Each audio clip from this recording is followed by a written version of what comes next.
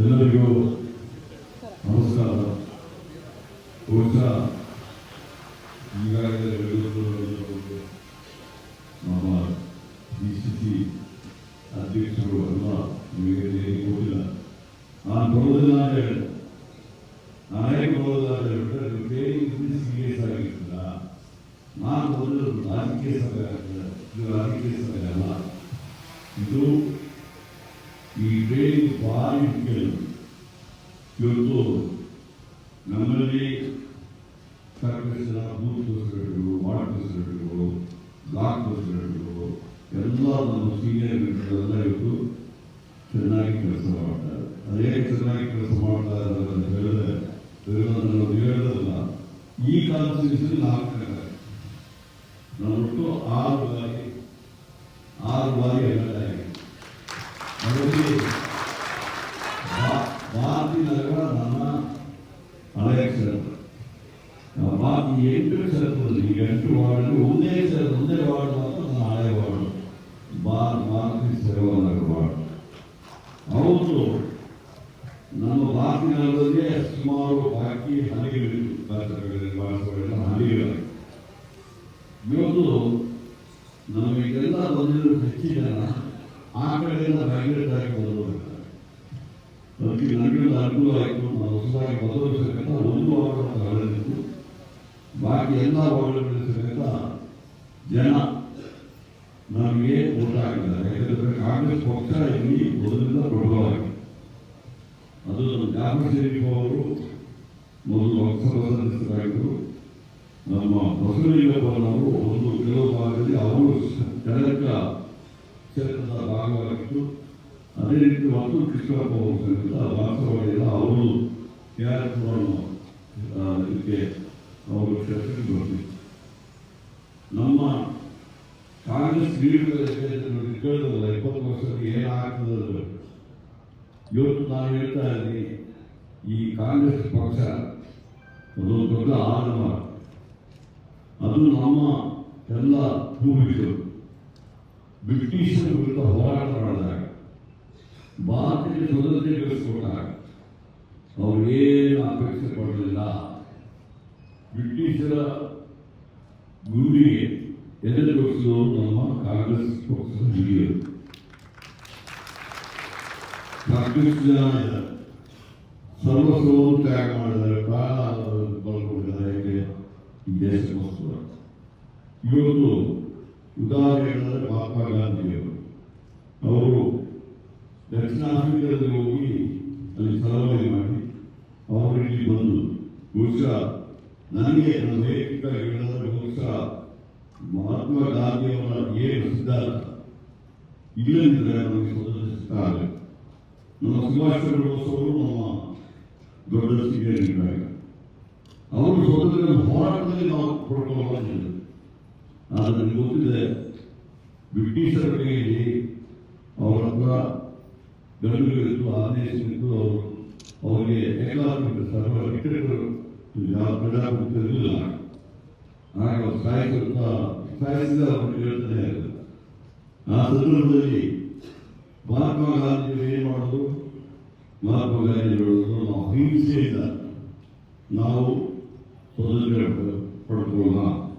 ನಾವು ವಿದೇಶಿ ಸಾಮಗ್ರಿಗಳು ಹೇಗೆ ಹೇಳಿದ್ರೆ, ನಮಗೆ ನಮ್ಮ ಭಾರತ ದೇಶ ತುಂಬ ಅಡ್ವಾನ್ಸ್ ಆಗಿ ದೇಶವಾಗಿದೆ. ಇಂಡಸ್ಟ್ರಿಗಳು ಆ ಕಾಲದಲ್ಲಿ ಸಮೇತ ಪ್ರತಿಯೊಂದರಲ್ಲಿ ಸಮೇತ ಬೇಕಾಗಿತ್ತು ನಮಗೆ. ಅವರು ಬ್ರಿಟಿಷರು ಏನು ಮಾಡೋದು ಅಂತ ಹೇಳಿದ್ರೆ, ನಮ್ಮ ಎಲ್ಲ ಕೈಗಾರಿಕೆ, ನಮ್ಮ ಎಲ್ಲ ಇದನ್ನು ಅವರು ಹಾಳು ಮಾಡಿ ನಮ್ಮ ದೇಶದಿಂದ ಕಚ್ಚಾ ಮಾಲನ್ನು ತಗೊಂಡು ಬೇಕಾದ ಕಾಟನ್ ಅಲ್ಲಿ ಮ್ಯಾಂಚೆಸ್ಟರ್ಗೆ ಅದರ ವೀವ್ ಮಾಡಿ ಅದರ ಬಟ್ಟೆ ಇಲ್ಲಿ ಕೊಡ್ತಾರೆ. ಅದಕ್ಕೆ ಮಹಾತ್ಮ ಗಾಂಧಿಯವರು ಏನು ಹೇಳಿದ್ರು, ನಾವೆಲ್ಲ ಬ್ರಿಟಿಷ್ ಸಾಮಗ್ರಿಗಳನ್ನು ಬಹಿಷ್ಕಾರ ಮಾಡೋಣ ಅಂತ ಹೇಳ್ಬಿಟ್ಟು ಅವರು ಚಳವಳಿ ಸ್ಟಾರ್ಟ್ ಮಾಡಿದ್ರು. ನೀವು ಭಾರತ ತೊಲಗಿಬಿಟ್ಟು ಅನುಸರಿತ ಮಾಡಿದ್ರು. ಈ ಎಲ್ಲ ಚಳವಳಿಯಿಂದ ಬ್ರಿಟಿಷರಿಗೆ ಏನಾಯಿತು? ನಾವು ಗಲಾಟೆ ಮಾಡಿದ್ರೆ ಬಹುಶಃ ಆ ಕಾಲದ ಅವ್ರಿಗೆ ಜನ ಗಲಾಟೆ ಮಾಡಿದ್ರು. ಕೆಲವರು ಮಾಡೋದಕ್ಕೆ ನಾವು ಮುಂದೂಡೋದಕ್ಕೆ ದಮನ ಮಾಡಬೇಕಾಗ್ತದೆ. ಯಾವಾಗ ನಾವು ಗಲಾಟೆ ಮಾಡೋದಾದ್ರೆ ಜನ ಲಕ್ಷಾಂತರ ಜನ ನಿಂತುಕೊಂಡು ಹೆಸರಿಗೆ ಮಾಡಬೇಕಾಗ್ತದೆ. ಅದಕ್ಕೋಸ್ಕರವಾಗಿ ಅವರು ಈ ದೇಶವನ್ನು ನಮಗೆ ಕೊಟ್ಟು ಹೋಗುವ ಸಂದರ್ಭದಲ್ಲಿ ಆ ಸಂದರ್ಭದಲ್ಲಿ ಪಂಡಿತ್ ಜವಾಹರ್ಲಾಲ್ ನೆಹರು ಇವತ್ತು ಬಿಜೆಪಿ ಅವರು ಹೇಳ್ತಾರೆ ನಮ್ಮದು ವಂಶ ಪಾರಂಪರ್ಯ ಹೇಳ್ತಾರೆ. ಅವರು ಮೋತಿಲಾಲ್ ನೆಹರು ಅವರಿಗೆಲ್ಲ ಗೊತ್ತಿರಲಿಲ್ಲ. ಇವತ್ತು ರಾಹುಲ್ ಗಾಂಧಿಯವರ ಮುತ್ತಾದ ಇಡೀ ದೊಡ್ಡ ಬಾಲಿಷ್ಠರಾಗಿದ್ದರು. ಇಡೀ ಅಹಮದಾಬಾದ್ಗೆ ಅವರ ಮನೆ ಪ್ಯಾಲೇಸ್ ಆಗಿದೆ. ಅಂತ ಮೋತಿಲಾಲ್ ನೆಹರು ಮಗ ಜವಾಹರ್ಲಾಲ್ ನೆಹರು ಅವರು ಬ್ರಿಟಿಷರಲ್ಲಿ ಲಂಡನ್ಗೆ ಹೋಗಿ ಬಾಲಿಷ್ಠರಾಗಿ ಬಂದರು. ಅವರು ಮಹಾತ್ಮ ಗಾಂಧಿಯವರಿಗೆ ಸೇರಿ ನಮ್ಮ ದೇಶದ ಸ್ವಾತಂತ್ರ್ಯಕ್ಕೋಸ್ಕರವಾಗಿ ಸುಮಾರು 12 ವರ್ಷ ಜೈಲಿದ್ದರು. ಅಂತ ಶ್ರೀಮಂತ ಮಗ ಬಾಲಿಷ್ಠವರು ಹೊರಡಬೇಕಾಗಿದ್ದವರಿಗೆ ನಾವಾಗಲೂ ಬ್ರಿಟಿಷ್ ಅವರಿಗೆ ಸೇರಿಬಿಟ್ಟಿದ್ದಾರೆ. ಇವತ್ತು ಬಿಜೆಪಿ ನಾಯಕರು ಒಬ್ಬರಾದ ಹೆಸರಿನ ಸ್ವತಂತ್ರ ಹೋರಾಟದಲ್ಲಿ ಒಬ್ಬರೇ ಹೆಸರಿಲ್ಲ. ಅವರು ಬ್ರಿಟಿಷರಿಗೆ ಹಲವಾರು ಜನ ಅವರಿಗೆ ಬೆಂಬಲ ಕೊಟ್ಟುಬಿಟ್ಟು ಅವರಿಗೆ ಬೇಕಾಗಿದ್ದ ಅದನ್ನ ಲಾಭವನ್ನು ಪಡ್ಕೊಂಡಿದ್ದರು. ಇವತ್ತು ಆ ಪಂಡಿತ್ ಜವಾಹರ್ಲಾಲ್ ನೆಹರು ಅವತ್ತು ದೇಶದಲ್ಲಿದ್ದಾಗ ಭಾರತಕ್ಕೆ ಸ್ವತಂತ್ರ ಸಿಗದಲ್ಲಿ ಯಾರು ನೆನೆಸಿಕೊಳ್ಳಲಿಲ್ಲ. ಯಾಕಂದ್ರೆ ಬ್ರಿಟಿಷ್ ನಮಸ್ಕಾರ ಬ್ರಿಟಿಷ್ ಹೋಗ್ತಾರೆ ಅಂತ ಯಾರು ತಿಳ್ಕೊಂಡಿರಲಿಲ್ಲ, ಯಾರು ಕನಸಿಸಲಿಕ್ಕೆ ಕಾರಣ. ಆ ಇದರಲ್ಲಿ ಎಲ್ಲ ನಮ್ಮ ಲೀಡರು ವಲ್ಲಭಾಯಿ ಪಟೇಲ್ ಅವರು ಹೋಮನಿಷ್ಠರಾಗಿದ್ದರು. ಅವರು ಒಳ್ಳೆ ಲೀಡರಾಗಿದ್ದರು. ಸರೋಜಿನಿ ನಾಯ್ಡು ಅವರಿದ್ದರು, ಅಬ್ದುಲ್ ಕಲಾಂ ಆಜಾದ್ ಅವರಿದ್ದರು. ಈ ರೀತಿ ತುಂಬ ಜನಗೋಸ್ಕರ ನಾವು ಇವತ್ತು ಅವರಿಗೆ ಗೌರವ ಕೊಡ್ತೀವಿ ಅಥವಾ ದೇಶದಲ್ಲಿ ಈ ಥರ ಎಲ್ಲ ಜನಗಳು ಹೋರಾಟ ಮಾಡಿದ್ದಾರೆ. ಹೋರಾಟ ಮಾಡುವುದು ಸ್ವತಂತ್ರ ಸಿಕ್ಕಿ ಆ ಸಂದರ್ಭದಲ್ಲಿ ನಮ್ಮ ರಾಷ್ಟ್ರ ಯಾವ ರೀತಿ ನಿಂತಿದ್ದವರಿಗೆ ಯಾರು ಕೊಡ್ತಾರೆ. ಇವತ್ತು ಯುದ್ಧ ಬಿಜೆಪಿ ಅದು ಹೊಸ 20 ವರ್ಷ ರಾಷ್ಟ್ರ ಏನು ಮಾಡಿದಾಗ ನಮಗೆ ಸ್ವತಂತ್ರ ಸಿಕ್ಕಿದಾಗ ನಮ್ಮದು ಕೇವಲ 30 ಕೋಟಿ ಜನ 35 ಕೋಟಿ ಜನ ಇದ್ದರು ಇದರಲ್ಲಿ ನಮ್ಮ ಭಾರತ ದೇಶದಲ್ಲಿ. ಹೌದು, ನಮಗೆ ಯಾವ ಕೈಗಾರಿಕೆಗಳು ಯಾವ ಕೈಗಾರಿಕೆಗಳು ಇಲ್ಲ, ದೊಡ್ಡ ಕೈಗಾರಿಕೆಗಳು ಇಲ್ಲ.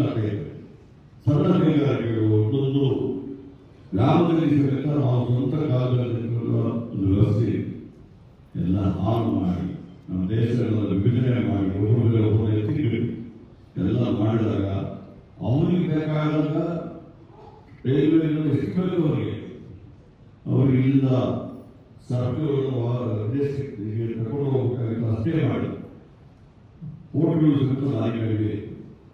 ನಮ್ಮ ದೇಶದಲ್ಲಿ ಯಾವುದೇ ಹೆಚ್ಚು ರೋಡ್ಗಳಿರಲಿಲ್ಲ, ಏನಿರಲಿಲ್ಲ. ಆ ಸಂದರ್ಭದಲ್ಲಿ ಸ್ವತಂತ್ರ ಸಿಕ್ಕಿದಾಗ ಪಂಡಿತ್ ಜವಾಹರ್ಲಾಲ್ ಅವರು ಮತ್ತು ಒಟ್ಟಿಗೆ ಸಾಕಷ್ಟು ಅದರ ಕ್ಯಾಬಿನೆಟ್ನಲ್ಲಿ ಬಹಳ ಒಳ್ಳೆಯ ಬರೆದರು. ಎಲ್ಲ ಸೇರಿಬಿಟ್ಟು 5 years ಪ್ಲಾನ್ ಮಾಡಿ ನಾವು ದೇಶದ ಟೀಚರ್ಗಳಾಗಿತ್ತು, ಅಮೇರಿಕದ ಟೀಚರ್ಗಳಾಗಿತ್ತು, ಯಾರು ಟೀಚರ್ ಇಲ್ಲ, ನಮ್ಮದೇ ನ್ಯೂಟ್ರಲ್ ಆಗಿ ನಾವು ಒಂದು ಸಿದ್ಧಾಂತ ಮಾಡಿ ಆ ಸಂದರ್ಭದಲ್ಲಿ ನಮಗೆ ಕಾನ್ಸ್ಟಿಟ್ಯೂಷನ್ ಬೇಕಾಗಿತ್ತು, ಸಂವಿಧಾನ. ಆ ಟೈಮಲ್ಲಿ ಡಾಕ್ಟರ್ ಬಾಬಾ ಸಾಹೇಬ್ ಅಂಬೇಡ್ಕರ್ ಅವರು ಮಂತ್ರಿಗಳಾಗಿ ಮಾಡಿ ಕಾನ್ಸ್ಟಿಟ್ಯೂಷನ್ ಮಾಡೋಂಥ ರೆಸ್ಪಾನ್ಸಿಬಿಲಿಟಿಯನ್ನು ನಮ್ಮ ಪ್ರೈಮ್ ಮಿನಿಸ್ಟರ್ ಕೊಟ್ಟಿದ್ದರು. ಬಹುಶಃ ಅವರು ಭಾರಿ ಒಳ್ಳೆ ಇದಾಗಿದ್ದರು, ಪಂಡಿತರಾಗಿದ್ದರು. ಅವರು ಮತ್ತು ಅವರ ಕಮಿಟಿ ಸೇರಿ ನಮಗೆ ಕಾನ್ಸ್ಟಿಟ್ಯೂಷನ್ ಕೊಟ್ಟಿದ್ದಾರೆ. ಇವತ್ತು ನಮ್ಮ ಸ್ವತಂತ್ರ ಬಂದು ಎಷ್ಟು ವರ್ಷ ಆದರೂ ಸಮೇತ ನಮ್ಮ ಕಾನ್ಸ್ಟಿಟ್ಯೂಷನ್ ಈಗ ನಮ್ಮ ದೇಶದಲ್ಲಿ ಪ್ರಜಾಪ್ರಭುತ್ವವನ್ನು ಉಳಿಸಿಕೊಂಡು ಪ್ರತಿಯೊಬ್ಬರು ಸಮಾನರು, ಯಾವುದೇ ಜಾತಿ ಧರ್ಮದ ಮೇಲೆಲ್ಲ, ಬಡವ ಬಲಿದವರ ಮೇಲೆಲ್ಲ, ಪುರುಷ ಮಹಿಳೆಯ ಮೇಲೆಲ್ಲ ಎಲ್ಲರೂ ಸಮಾನರು ಒಂದು ಕಾನ್ಸ್ಟಿಟ್ಯೂಷನ್ ನಾನು ಕೊಟ್ಟು ಹೋಗಿದ್ದರು. ಇವತ್ತು ನಮ್ಮೊಟ್ಟಿಗೆ ಸ್ವತಂತ್ರ ಸಿಕ್ಕಿದ ಹಲವಾರು ರಾಷ್ಟ್ರಗಳಿದೆ, ಅಲ್ಲಿ ಯಾವುದು ಪ್ರಜಾಪ್ರಭುತ್ವ ಇಲ್ಲ. ಇವತ್ತು ಭಾರತ ದೇಶದಲ್ಲಿ ಪ್ರಜಾಪ್ರಭುತ್ವ ಇದೆ. ಇವತ್ತು ಪ್ರತಿಯೊಬ್ಬರು ಓಟ್ ಮಾಡಿ ತಮ್ಮ ನಾಯಕರನ್ನು ಆಯ್ಕೆ ಮಾಡ್ತಾರೆ. ಕೆಲವು ಸಂದರ್ಭದಲ್ಲಿ ತಪ್ಪು ತೀರ್ಮಾನಗಳು ಆಗುವುದು. ಆದರೆ ನಮ್ಮ ದೇಶ ಜನ ಉದ್ಯೋಗಗಳು ಹೇಳಿದ್ರೆ ಯಾರು ತಪ್ಪು ತೀರ್ಮಾನ ತಗೊಂಡು ಸಮೇತ ಅದನ್ನ ಓಟಿನ ಮೂಲಕ ಅವರು ಬದಲಾವಣೆ ಮಾಡಿದಂಥ ಹಲವಾರು ನಿರಸನಗಳು ಸಮೇತ ನಾವು